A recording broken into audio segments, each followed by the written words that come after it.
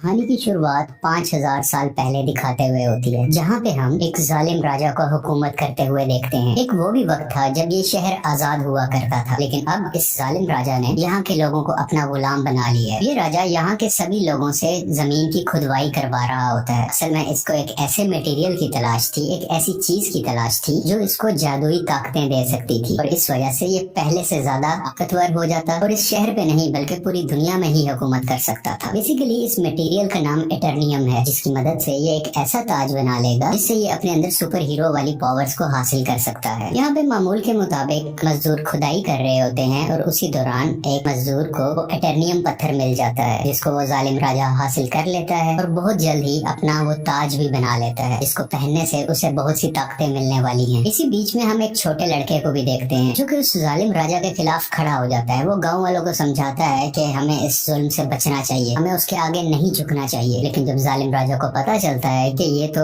मेरे खिलाफ खड़ा हो रहा है, तो वो उसे मारने का हुक्म दे देता है। और जैसे ही उसको मारा जा रहा होता है तो वो लड़का एकदम से गायब हो जाता है और एक ऐसी जगह पे आ जाता है जहाँ पे बहुत से देवता बैठे हुए थे। ये 6 गॉड्स या देवता इस बच्चे को कहते हैं कि तुमने हिम्मत की, हमें बहुत अच्छा लगा, इसलिए हम तुम्हें एक ऐसी पावर देने जा रहे हैं जिससे तुम एक लफ्ज शज़ाम बोलोगे तो तुम्हारे अंदर हम सब की पावर्स आ जाएंगी और तुम इतने ताकतवर बन जाओगे कि तुम आराम से उस जालिम राजा को हरा सकते हो। ये छोटा लड़का करता भी ऐसे है, वो शज़ाम बोलता है और बहुत ज्यादा पावरफुल बन जाता है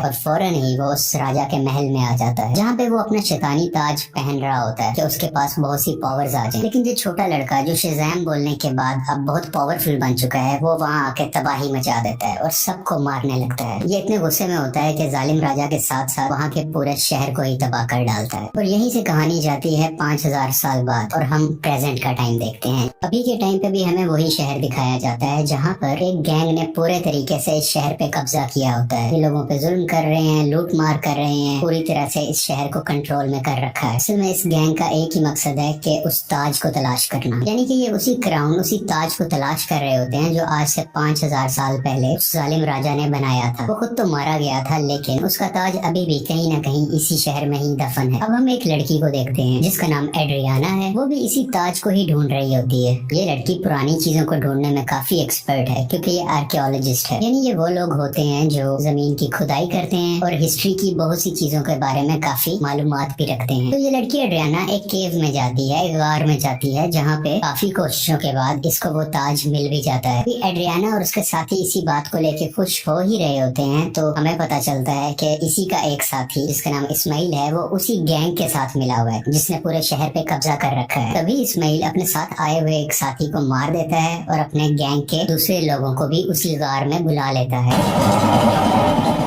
सब लोग इसकी तरफ गन पॉइंट करते हैं और उसे कहते हैं कि एड्रियाना हमें तुम वो ताज दे दो। तभी ये लड़की नीचे देखती है और वहाँ पे कुछ वर्ड्स लिखे होते हैं। जब ये उसे पढ़ती है तो इसके मुंह से निकल जाता है शज़ाम। ये लफ्ज बोलते ही वहाँ पे ब्लैक एडम आ जाता है और वहाँ पे आए हुए सब गुंडों को मारने लगता है। इतना मारता है कि वहाँ पे कोई भी नहीं बच पाता। जबकि रही बात इस्माइल की, जो गुंडों के साथ मिला हुआ था, वो वहाँ पे मरने का नाटक करता है, इसलिए उसकी जान जहाँ पे बच जाती है। क्योंकि एड्रियाना ने ब्लैक एडम को जिंदा किया होता है, दोबारा से जगाया होता है, वो उसको कुछ भी नहीं कहता। अभी ब्लैक एडम वहीं पर होता है कि गैंग के कुछ और लोग आ जाते हैं और उस पर एक स्पेशल वेपन से अटैक करते हैं। ये वेपन उसी एटर्नियम मटेरियल से बना होता है, इसकी मदद से वो ताज भी बना था। और जैसे ही ये मिसाइल ब्लैक एडम को लगता है तो उसे वाकई दर्द महसूस होती है। ब्लैक एडम उस मारने वाले गुंडे की तो जान ले लेता है, लेकिन उस रॉकेट या उस छोटे से मिसाइल के लगने की वजह से खुद भी बेहोश हो जाता है। तो हमें यहाँ पे ये पता चलता है कि एटर्नियम ऐसा मटेरियल है जो ब्लैक एडम की कमजोरी है और इसी मटेरियल से ब्लैक एडम को मारा भी जा सकता है। तो ये देखते हुए एड्रियाना काफी परेशान हो जाती है और वो ब्लैक एडम को अपने घर ले जाती है। जैसे ही ब्लैक एडम को होश आता है तो वो यहाँ पे एड्रियाना के बेटे से मिलता है। ये बच्चा ब्लैक एडम को कहता है कि आप 5000 साल से उस गार के अंदर बंद थे, अब क्योंकि हमारा शहर गुलामी बसर कर रहा है, वो गैंग हमें जीने नहीं दे रहा, तो आप हमारे लिए एक मसीहा बन के आए हो, आप ही हमारे शहर को उस गैंग से बचाओगे। ब्लैक एडम को यहाँ पे कोई फर्क नहीं पड़ता। वो कहता है कि आज से 5000 साल पहले ये मेरा शहर हुआ करता था, यहाँ पे सब कुछ बदल चुका है, तो इस शहर को बचाने के लिए मैं रिस्पॉन्सिबल नहीं हूँ। मुझे इस शहर और यहाँ के लोगों से कोई मतलब नहीं है। और ये बात कहते ही वो घर से बाहर आ जाता है और शहर में फिरने लगता है और शहर को देखने लगता है। इसके बाद हम एक फीमेल लीडर को देखते हैं जिसका काम इस दुनिया में आने वाले सुपर हीरो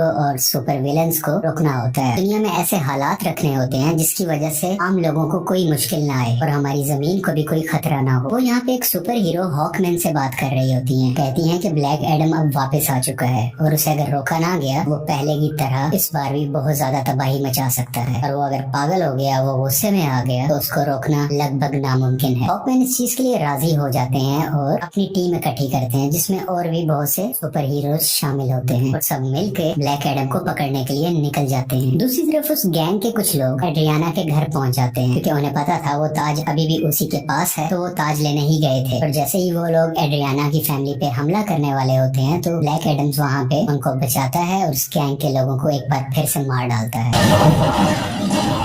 और बचे हुए कुछ लोगों से ये अभी फाइट कर ही रहा होता है। तभी उसी वक्त हॉकमैन की बनाई हुई टीम वहाँ पे आ जाती है और ये सब मिलके ब्लैक एडम से लड़ाई करने लगते हैं। लेकिन अभी भी ब्लैक एडम इन पर भारी था। वो गैंग के लोग और जस्टिस सोसाइटी की टीम दोनों मिलके भी इसका कुछ नहीं बिगाड़ पा रहे थे और आखिरकार ब्लैक एडम वहाँ से चला जाता है। ये जस्टिस सोसाइटी की टीम जो कि हॉकमैन की बनाई हुई टीम है, वो एड्रियाना के पास आते हैं और उसे मदद मांगते हैं कि तुम हमारी हेल्प करो उसको पकड़ने में। लेकिन एड्रियाना उन्हें कहती है कि तुम तब कहाँ थे जब हम पे ये जुल्म हो रहे थे, तुम लोगों को तो मैंने पहले कभी नहीं देखा। एक ब्लैक एडम ही है जिसने हमें बचाया। जब मैं मरने वाली थी तो उसी ने ही मुझे बचाया था। जस्टिस सोसाइटी के लोग कहते हैं जिसको तुम समझ रही हो कि वो तुम्हारी हिफाजत कर रहा है, वो बहुत खतरनाक है। आज से 5000 साल पहले भी उसने हमारे इसी शहर को पूरे तरीके से तबाह कर दिया था। और बिलाखिर ये लोग एड्रियाना को राजी कर लेते हैं और इसीलिए एड्रियाना इन सबको ब्लैक एडम के पास ले जाती है ताकि सब लोग बैठ के आपस में बात कर सके, ताकि वो दोनों एक दूसरे की बातों को समझ सके और इनकी आपस की लड़ाई आपस में खत्म हो जाए। तभी दूसरी तरफ इस्माइल जो कि एड्रियाना का साथी था, वो उसके घर में एंटर हो जाता है ताकि वो ताज वहाँ से ढूंढ सके और उसका इस्तेमाल अपने लिए कर सके। लेकिन जब उसे वो ताज नहीं मिलता तो वो गुस्से में एड्रियाना के बेटे को उठा के अपने साथ ही ले जाता है। यहाँ काफी चालाकी से इसका बेटा अपनी मदर यानी एड्रियाना को फोन कर देता है और सब कुछ बता देता है कि मुझे किडनैप कर लिया गया है, मुझे इस्माइल ने ही किडनैप किया है। सुन के ये काफी परेशान हो जाती है, इसलिए ये जस्टिस सोसाइटी और ब्लैक एडम से हेल्प मांगती है, मेरे बेटे को वापस लाने में मेरी मदद करो। और ये दोनों राजी भी हो जाते हैं और मिलकर उसके बेटे को ढूंढने लगते हैं। यहीं पर हॉकमैन उस गैंग के 2 आदमियों को पकड़ लेता है। मार के पूछने पे उसे पता चलता है कि इस्माइल कहाँ पे है। इस्माइल ने उसके बेटे को एक खुफिया जगह में रखा है जो कि एक रेगिस्तान में है। और जब ये सब यानी ब्लैक एडम और जस्टिस सोसाइटी उस जगह पर पहुंचते हैं तो देखते हैं कि इस्माइल ने उसके बेटे पे गन पॉइंट की हुई है। और यहाँ पे इस्माइल एक राज बताता है कि वो गैंग जो पूरे शहर में तबाही मचा रहा है उसका लीडर मैं ही हूँ और ये सब गुंडे मेरे लिए ही काम करते हैं। इसलिए वो एड्रियाना को कहता है कि अगर तुम्हें अपने बेटे की जान बचानी है तो मुझे वो ताज दे दो। तो ये परेशान माँ उसको वो ताज दे देती है ताकि उसके बेटे की जान बच सके। लेकिन इसके बावजूद भी वो उस बच्चे पे गोली चला देता है। और जैसे ही ब्लैक एडम ये देखता है तो वो तेज स्पीड से उड़ता हुआ उसके आगे आकर उस बच्चे की जान बचा लेता है और यहाँ पे इस्माइल को अपनी लाइटनिंग से जला के मुकम्मल तरीके से खत्म कर डालता है।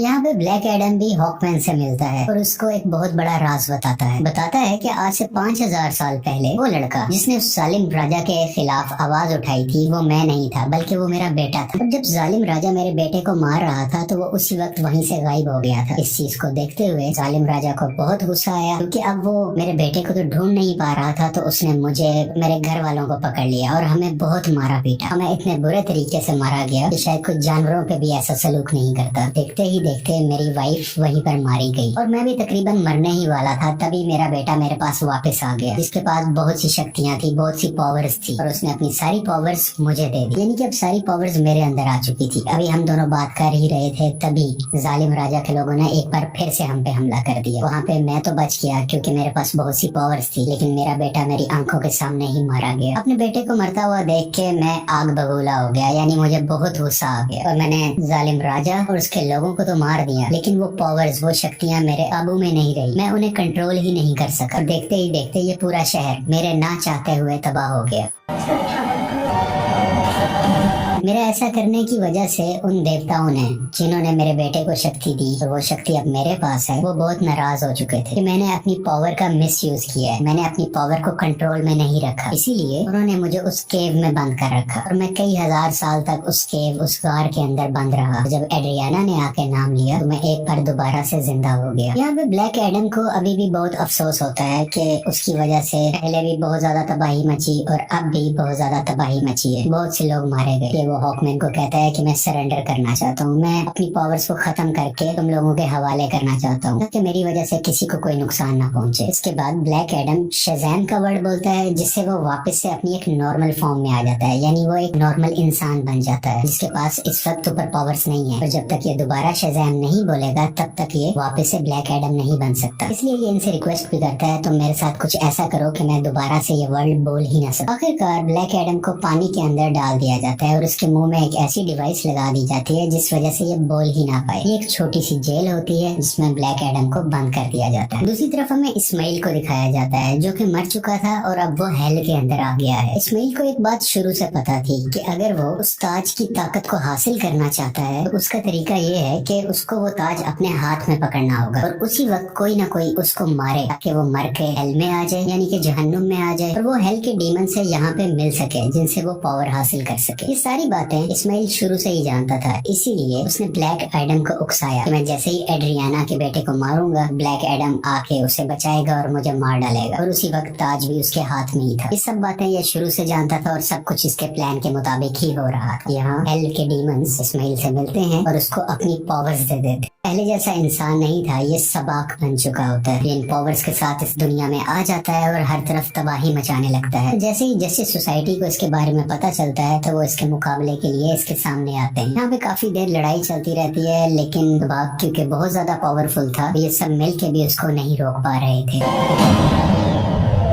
इसी जस्टिस सोसाइटी के एक और टीम मेंबर जिनका नाम डॉक्टर फेट है, वो अपनी मल्टीपल फॉर्म्स में आते हैं, मुख्तलिफ पावर्स का इस्तेमाल करते हुए सबाक को मारने की कोशिश करते हैं, लेकिन फिर भी कामयाब नहीं होते। और बहुत जल्द ये सब समझ जाते हैं कि सबाक को ब्लैक एडम के अलावा और कोई नहीं हरा सकता। इसलिए वो यहाँ पे टेलीपैथी के जरिए ब्लैक एडम से बात करने लगते हैं, उनको बताते हैं कि हमें तुम्हारी हेल्प की जरूरत है, और ये लोग यहीं से उसकी काफी हेल्प भी करते हैं ताकि वो खुद को आजाद करवा सके। वहाँ से निकलते ही वहाँ के कुछ सोल्जर्स को मारता है, पानी से बाहर आता है और बाहर आते ही सीधा शज़ैम बोलता है, जिसकी वजह से उसको ब्लैक एडम्स की पावर मिल जाती है और बगैर वक्त ज़ाया किए सबाक के पास जाने लगता है। दूसरी तरफ जस्टिस सोसाइटी के लोग अभी भी सबाक से लड़ रहे होते हैं और इसी दौरान उनका एक साथी डॉक्टर फेट वहीं पर अपनी जान से हाथ धो बैठते हैं, यानी कि मारे जाते हैं। हॉकमैन भी काफी ज्यादा सबाक से लड़ रहे होते हैं, लेकिन इनकी कोशिशें कुछ ज्यादा कामयाब नहीं होती। लेकिन अच्छा तो तब होता है कि उसी वक्त वहाँ पे ब्लैक एडम भी आ जाता है और अब ब्लैक एडम और सबाक की काफी लड़ाई होती है। ये फाइट काफी टक्कर की थी,